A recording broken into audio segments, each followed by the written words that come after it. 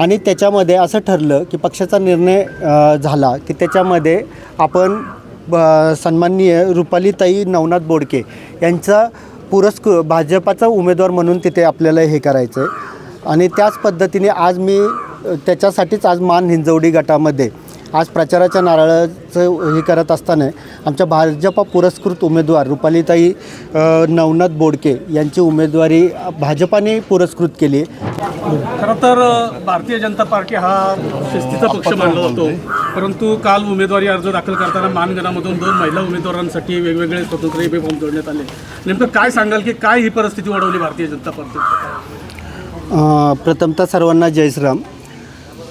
काल आमच्या जिल्हा परिषद पंचायत समितीच्या निवडणुकीसंदर्भातले आमचे उमेदवारीचे अर्ज दाखल करण्याचा दिवशी आम्ही संपूर्ण जिल्ह्यामध्ये जे उमेदवारी अर्ज दाखल केले त्याच्यामध्ये मान हिंजवडी गटाचे उमेदवार सन्माननीय शिवाजीराव बुचडे पाटील असतील, त्याचबरोबर आपले मानचे हिंजवडीच्या उमेदवार ऐश्वर्याताई वाघमारे असतील, त्याचबरोबर मानचे उमेदवारीच्या बाबतीत आपण जो प्रश्न विचारला त्याच्यामध्ये तांत्रिकदृष्ट्या 2 अर्ज तिथे गेले आणि त्याच्यामध्ये असं ठरलं की पक्षाचा निर्णय झाला की त्याच्यामध्ये आपण सन्माननीय रुपालीताई नवनाथ बोडके यांचा भाजपाचा उमेदवार म्हणून तिथे आपल्याला हे करायचं आहे। आणि त्याच पद्धतीने आज मी त्याच्यासाठीच आज मान हिंजवडी गटामध्ये आज प्रचाराच्या नारळाचं हे करत असताना आमच्या भाजपा पुरस्कृत उमेदवार रुपालीताई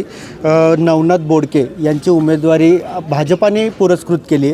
याच्यामध्ये केंद्रीय मंत्री सन्माननीय आमचे मुरलीधर अण्णा मोहोळ, त्याच पद्धतीने विधानसभेचे समन्वयक माजी आमदार सन्माननीय संग्रामदादा थोपटे, असं पक्षाचा निर्णय जो आमच्यासाठी अंतिम असतो त्या पद्धतीने असा निर्णय घेण्यात आला की आपण रुपालीताईंना आपण पक्षाचं पुरस्कृत उमेदवार करायचं आहे। कुठंतरी निवड समितीमध्ये कन्फ्युजन होतं का की उमेदवारी नेमकी कोणाला द्यायची आणि नेमकं काय म्हणजे भाजपानं पहिला ईबी फॉर्म जर पक्षाच्या पॅनलमधल्या उमेदवारांना दिला आणि नंतर देखील पत्र जोडून देखील त्या ठिकाणी ईबी फॉर्म जोडला गेला, नेमकं काय कन्फ्युजन होतं आणि केंद्रीय मंत्र्यांनी यामध्ये काय मध्यस्थी करून वेगळा चेहरा पुढे आणण्याचा प्रयत्न होता? नेमकं काय झालं? नाही, नक्कीच त्याच्यामध्ये 2 फॉर्म गेले। हे तांत्रिक अडचणीमुळे झालं की काय झालं की सकाळी एक फॉर्म दिला गेला आणि त्याच्यानंतरून गैरसमजातून दुसरा फॉर्म भरला गेला। तर त्याच्यामध्ये मग आम्ही संध्याकाळी विचार केला, पक्षाने निर्णय घेतला की त्याच्यामध्ये दोन्हीपैकी एक उमेदवार कुठला ठेवायचा। तर त्याच्यात पक्षाचं नेतृत्वाने असं हे केलं की आपण रुपालीताईंचा फॉर्म आपण भाजपाचा म्हणून तिथं हे करायचं आहे।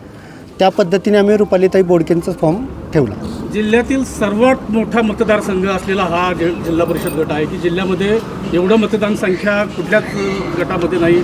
असं असताना भारतीय जनता पार्टी पुढं हा चॅलेंज आहे का की 2 पक्षाचे अधिकृत उमेदवार असतील आणि एका उमेदवाराला अपक्ष चिन्ह घेऊन पुरस्कृत करावं लागेल, पक्षापुढे नेमकी आव्हानं राहतील ते? मला निश्चित खात्री आहे की आमचे जे दुसरे उमेदवार पक्षाच्या चिन्हावर तुम्ही म्हणताय जे ते निश्चितच त्यांची भूमिका स्पष्ट करून ते पक्षाचा अर्ज मागे घेतील। पक्ष शिस्तीप्रमाणे तेही निर्णय आपला जाहीर करतील आणि त्याच पद्धतीने तेही कामात येऊन रुपालीताईंचं काम ते पूर्णपणे समतेने करतील। त्यांची समजूत काढण्यात पक्षाला यश आलंय असं म्हणता येईल का या संदर्भात? आमची बोलणी चालली आहेत, पण नक्कीच त्यांची ही समजूत आम्ही काढू, कारण पक्ष शिस्तीप्रमाणे जेव्हा अंतिम निर्णय पक्ष श्रेष्ठी घेतात त्या पद्धतीने तेही त्या निर्णयाचं स्वागत करतील अशी आशा आहे। त्यांनी जर उमेदवारी अर्ज मागे नाही घेतला तर आपण काय पक्षभंगाची शिस्तीची कारवाई त्यांच्यावरती होणार आहे? आधी काय होते ते पाहू द्या, पुढं भविष्य काय घडणार ते मी आत्ता नाही सांगू शकणार, पण नक्कीच आम्ही पक्षाच्या शिस्तीप्रमाणे काम करणारी माणसं आहोत। त्यांच्या निर्णयाची आम्ही वाट पाहतो, त्यानंतर आम्ही ठरवूया।